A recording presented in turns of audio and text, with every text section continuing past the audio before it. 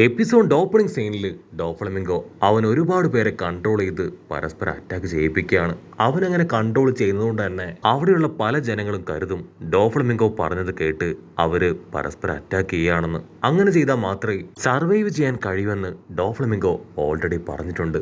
അത് കേട്ടിപ്പോൾ ബാക്കിയുള്ള ആൾക്കാരും പരസ്പരം ഫൈറ്റ് ചെയ്യും. വേറൊരു ഭാഗത്താണെങ്കിൽ ആൾക്കാർ പ്രതീക്ഷ കൈവിടാതെ എങ്ങനെയെങ്കിലും പുറത്തുള്ള ആൾക്കാരുമായിട്ട് കണക്ട് ചെയ്യാനായിട്ട് ട്രാൻസ്പോർട്ടേഴ്സ് നെയിലൊക്കെ കയ്യിലെടുത്ത് ഹലോ ഹലോ ആർക്കെങ്കിലും ഞാൻ പറയുന്നത് കേൾക്കാവോ എന്നൊക്കെ ചോദിച്ചുകൊണ്ടേയിരിക്കും. ഡോഫ്ലമിംഗോ ആണെങ്കിൽ ഈ കാഴ്ചയൊക്കെ കണ്ട് ഒരുപാട് സന്തോഷിക്കുകയാണ്. അവനാണെങ്കിൽ ഫാമിലിയുടെ ഉള്ളിലുള്ളവരെ തന്നെ പരസ്പരം അറ്റാക്ക് ചെയ്യിപ്പിക്കും.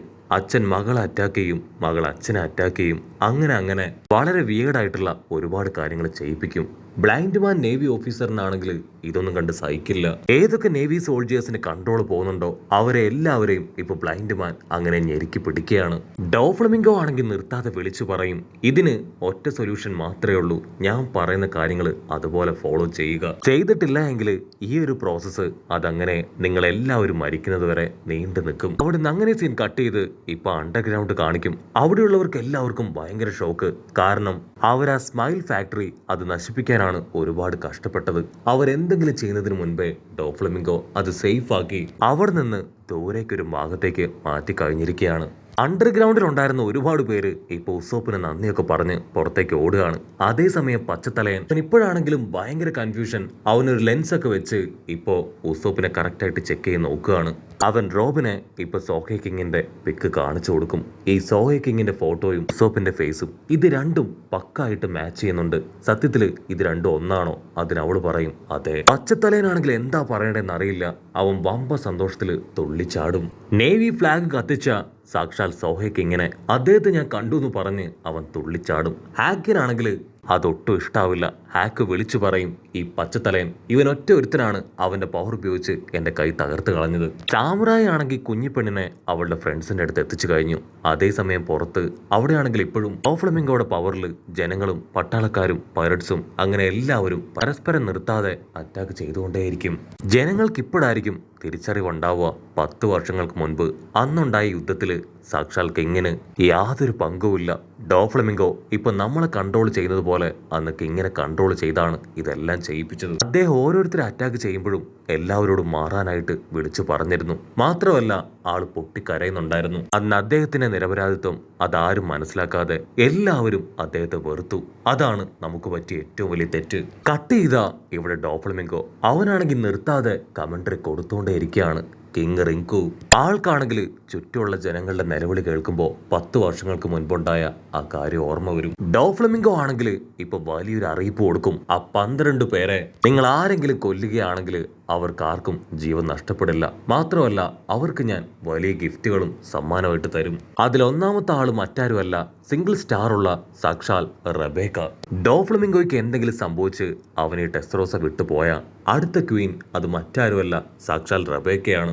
അതൊരു കാരണവശാലും സംഭവിക്കാൻ പാടില്ല എന്ന് അവന് നിർബന്ധമുണ്ട്. അതുകൊണ്ട് ആദ്യം റബേക്കയെ കൊല്ലാനായിട്ട് അവരോട് പറയും. രണ്ടാമതായിട്ട് നിക്കോ റോബിൻ, അവൾക്കും സിംഗിൾ സ്റ്റാർ. അടുത്തതായിട്ട് കിന്ന്, വയലറ്റ്, ഫ്രാങ്കി, അവർക്ക് 3 പേർക്കും ഓരോ സ്റ്റാർ. അടുത്തതായിട്ട് 2 സ്റ്റാറുള്ള ആൾക്കാർ. അതിലൊന്നാമത്തേത് കൈറോസ്, രണ്ടാമത്തേത് സാക്ഷാൽ സോറ. അതിനുശേഷം 3 സ്റ്റാറുള്ളവരുടെ ലിസ്റ്റ് പറയും. അതിലാദ്യം തന്നെ നമ്മുടെ സാബോ. അടുത്തതായിട്ട് 3 സ്റ്റാർ ഉള്ളത് ഒന്ന് ലൂഫിക്ക്, മറ്റൊന്ന് ട്രഫാർഗർലോയ്ക്ക്, അടുത്തത് നമ്മുടെ കിങ്ങിന്. എന്നിങ്ങനെയാണ് അവൻ കാറ്റഗറൈസ് ചെയ്തിരിക്കുന്നത്. ഡോഫ്ലമിംഗോ അവസാനമായിട്ട് വിളിച്ചു പറയും, ഈ പ്രശ്നത്തിന്റെ എല്ലാം കാരണക്കാരൻ ഒരുത്തനാണ്. അവനെ കൊല്ലുന്നവർക്ക് 500 മില്യൺ ബെറീസ് ആയിരിക്കും ഞാൻ ഗിഫ്റ്റായിട്ട് തരാ.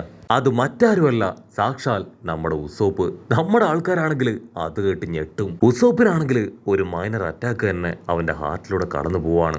അവിടെ ഉണ്ടായിരുന്നവരെല്ലാവരും അങ്ങനെ ടേൺ ചെയ്ത് നമ്മുടെ ആൾക്കാരെ നോക്കുകയാണ്. സാബോ പറയും, നമുക്ക് എത്രയും വേഗം ഇവിടുന്ന് പോണം. ഇത്ര നേരവും ഗോഡെന്ന് വിളിച്ചവരെല്ലാവരും ഇപ്പൊ ഉസോപ്പിനെ കൊല്ലാൻ ഓടി അടുക്കുകയാണ്. ലിയോ ആൻഡ് ടീമാണെങ്കിൽ ഉസോപ്പിനെ തൂക്കിയെടുത്ത് അണ്ടർഗ്രൗണ്ട് ലക്ഷ്യമാക്കി ഓടും. അതേസമയം സാമുറായി അവൻ റോബിനോട് പറയും, എനിക്ക് അത്യാവശ്യമായിട്ട് എന്റെ ഫ്രണ്ടിനെ അന്വേഷിക്കണം, സോ നിങ്ങളോടൊപ്പം ഞാനിപ്പോ വരുന്നില്ല. സാമുറായി അത്രയും പറഞ്ഞ് ഒറ്റയ്ക്ക് ഓടിപ്പോകുന്നത് കണ്ട അവിടെ ഉണ്ടായിരുന്ന ആളുകള് അവരാണെങ്കിൽ സാമുറായി ലക്ഷ്യം വെച്ച് ഓടി വരും. അവൻ ഓടി ഇപ്പോ അണ്ടർഗ്രൗണ്ടിലേക്ക് കണ്ട വലിയൊരു ദ്വാരത്തിലേക്ക് എടുത്തു ചാടുകയാണ്. അവിടുന്ന് അങ്ങനെ ബ്ലാക്ക് ഔട്ട് ചെയ്ത അവിടെയുള്ള പൈററ്റ്സ് അവരെല്ലാവരും ഇപ്പോ ഡോഫ്ലമിംഗോ കൊടുത്ത ആ ഒരു ഓഫർ അത് ഏറ്റെടുത്ത് ഓരോരുത്തരായിട്ട് കൊല്ലാൻ ഓരോ ഭാഗത്തേക്ക് പോവും. പക്ഷെ ജനങ്ങൾക്ക് അവർക്കാണെങ്കിൽ ഡോഫ്ലമിംഗോയിൽ ഇപ്പൊ തീരെ വിശ്വാസമില്ല. അവൻ ഉറപ്പായിട്ടും ചതിക്കുമെന്ന് അവർക്ക് നന്നായിട്ട് അറിയാം. എങ്ങനെയെങ്കിലും എല്ലാവരും ഒത്തുചേർന്ന് ഡോഫ്ലമിംഗോയെ അറ്റാക്ക് ചെയ്യാം എന്ന് കരുതിയ അവന് 2000-ലധികം സോൾജിയേഴ്സ് ഉണ്ട്. മാത്രമല്ല ഡോഫ്ലമിംഗോയുടെ പവർ അതവർക്ക് എല്ലാവർക്കും നന്നായിട്ട് അറിയാം. ഇനി അതല്ല, ഡോഫ്ലമിംഗോ പറഞ്ഞ ആ 12 പേര് അവരെ കൊല്ലാനാണെങ്കിൽ ആ 12 പേരിൽ കിങ് റിങ്കു ഉണ്ട്. അദ്ദേഹം വളരെ നല്ലൊരു മനുഷ്യനാണ്. ഒരിക്കലും ഇവരെല്ലാവരും തെറ്റിദ്ധരിച്ച് അദ്ദേഹത്തെ തള്ളിപ്പറഞ്ഞതിന്റെ ഫലമായിട്ടാണ് ഇങ്ങനെയൊരു ബാഡ് ആയിട്ടുള്ള ഡോഫ്ലമിംഗോ ഇവിടേക്ക് വന്നത്. സോ വീണ്ടും എങ്ങനെ ഡോഫ്ലമിംഗോ പറഞ്ഞത് കേട്ട് ആ കിങ്ങിനെ അദ്ദേഹത്തെ കൊല്ലാൻ കഴിയും? അങ്ങനെ ഒരുപാട് നേരത്തെ കൂലങ്കക്ഷ ചിന്തയുടെ ഒടുവിൽ അവരൊരു തീരുമാനത്തിലെത്തും. നമുക്ക് ആ 12 പേരെ കൊല്ലേണ്ട ആവശ്യമില്ല, അവരെങ്ങനെയെങ്കിലും കഷ്ടപ്പെട്ട് ബുദ്ധിമുട്ടി നമുക്ക് പിടിച്ച് നമ്മുടെ കസ്റ്റഡിയിൽ നിർത്താമെന്ന് പറഞ്ഞ് അവരിപ്പോ 12 പേരെ അന്വേഷിച്ച് ഓരോരോ ഭാഗത്തേക്ക് പോവും. കട്ട് ചെയ്താ നമ്മുടെ ഫ്രാങ്കി, അവനാണെങ്കിൽ അവന്റെ ബോഡിയിൽ ബാക്കിയുള്ള കോള പവർ അത് വെച്ച് എങ്ങനെയെങ്കിലും ആ സ്മൈൽ ഫാക്ടറി അത് തകർക്കാനായിട്ട് ഫാക്ടറി അന്വേഷിച്ച് ആ ഐലാൻഡ് മുഴുവൻ ചുറ്റി നടക്കുകയാണ്. അപ്പോഴായിരിക്കും ഒരുപാട് പൈററ്റ്സും ജനങ്ങളും അവരിപ്പോ ഫ്രാങ്കിയെ കണ്ട് അവന്റെ പിന്നാലെ വരിക. കാരണം 12 പേരുടെ ലിസ്റ്റിൽ ഫ്രാങ്കി ഉണ്ട്. ഫ്രാങ്കിക്കാണെങ്കിൽ ഭയങ്കര അത്ഭുതം. You guys are unbelievable. ഞാനും എന്റെ ഫ്രണ്ട്സും ചേർന്ന് കഷ്ടപ്പെട്ടല്ലേ നിങ്ങളെ എല്ലാവരെയും ടോയിൽ നിന്ന് പഴയതുപോലെ ഹ്യൂമൻസ് ആക്കി മാറ്റിയത്. എന്നിട്ട് ഇങ്ങനെയാണോ അതിന് നിങ്ങൾ നന്ദി കാണിക്കണേ?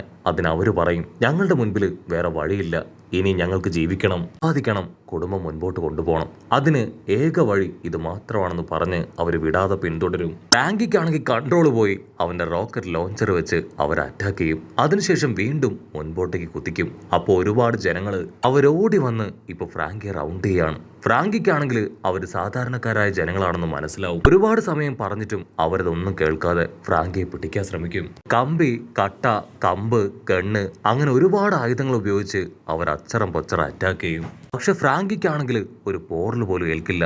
അവൻ തീർത്ത് പറയും, നമ്മൾ ഇങ്ങനെ ഫൈറ്റ് ചെയ്തുകൊണ്ടിരുന്ന സമയം വെറുതെ പാഴാവും, നിങ്ങൾക്ക് എന്നെ ഒന്നും ചെയ്യാൻ കഴിയില്ല, എനിക്ക് എത്രയും വേഗം ചില കാര്യങ്ങൾ ചെയ്തു തീർക്കണം എന്ന് പറഞ്ഞ് ഫ്രാങ്കി ഒരുപാട് എഫേർട്ട് ഇട്ട് ഇപ്പൊ അവരെ തട്ടി മാറ്റി മുൻപോട്ടേക്ക് പോകാൻ ശ്രമിക്കും. അവിടുന്ന് അങ്ങനെ സീൻ കട്ട് ചെയ്ത് ഫാക്ടറിക്ക് മുൻപിൽ നിൽക്കുന്ന ഡേമണ്ടേയും ട്രബോളിനെയും കാണിക്കും. അവരെ ആണെങ്കിൽ ഡോഫ്ലമിംഗോ കോണ്ടാക്ട് ചെയ്ത്, നിങ്ങൾ രണ്ടുപേരും കാരണമാണ് ഇത്രയും പ്രശ്നങ്ങൾ ഇവിടെ ഉണ്ടായത്, നിങ്ങൾ കൂടുതലൊന്നും പറയണ്ട, എത്രയും വേഗം നിങ്ങൾ രണ്ടുപേരും പാലസിലേക്ക് വരണം. അവിടുന്ന് അങ്ങനെ കട്ട് ചെയ്ത് ടാബോ ആ ടീമിനെ കാണിക്കും. അവരാണെങ്കിൽ ഇപ്പൊ ഉഷാറായിട്ട് ഓടുകയാണ്. പച്ചത്തലേനാണെങ്കിൽ ഇടയ്ക്കിടയ്ക്ക് ഓരോ ബാരറൊക്കെ ക്രിയേറ്റ് ചെയ്യുന്നുണ്ട്. മറ്റൊരു ഭാഗത്ത് സോറോ അവനിപ്പോ റോബിനെ കോണ്ടാക്ട് ചെയ്യും. ഉടനെ റെബേക്ക ആണെങ്കിൽ ഇപ്പൊ ലൂഫിയോട് ചോദിക്കും, ആ ടോയ് സോൾജിയർ അദ്ദേഹം എവിടെ? അദ്ദേഹം ഇപ്പോ ഓക്കെ ആണോ?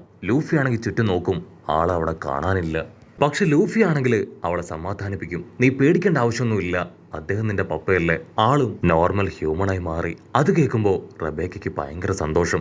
എങ്ങനെയൊക്കെയാണ് ടോയ് സോൾജിയർ അവൾ അത്രയും കാലവും പ്രൊട്ടക്ട് ചെയ്തെന്നുള്ള കാര്യം അവൾ ഒരു സെക്കൻഡ് ആലോചിക്കും. അവളാണെങ്കിൽ ആ കാര്യങ്ങളൊക്കെ ഓർത്ത് വീണ്ടും കരയാനായിട്ട് തുടങ്ങും. അതിന് ലൂഫി പറയും, നീ ഇനി വിഷമിക്കരുത്, നിന്റെ പപ്പയെ തീർച്ചയായിട്ടും സേഫ് ആയിട്ട് നിന്റെ കൈകളിൽ ഞാൻ ഏൽപ്പിക്കും, മാത്രമല്ല നിന്റെ ശത്രുവായ ഡോഫ്ലമിംഗോയെ അവനെ ഞാൻ തകർക്കും, അതുവരെ നീ സേഫ് ആയിട്ട് എന്റെ ഫ്രണ്ട്സിന്റെ കൂടെ തന്നെ ഉണ്ടാവണം എന്നവൻ പറയുന്നതോട് കൂടെ ഈ ഒരു എപ്പിസോഡും അവസാനിക്കുന്നു.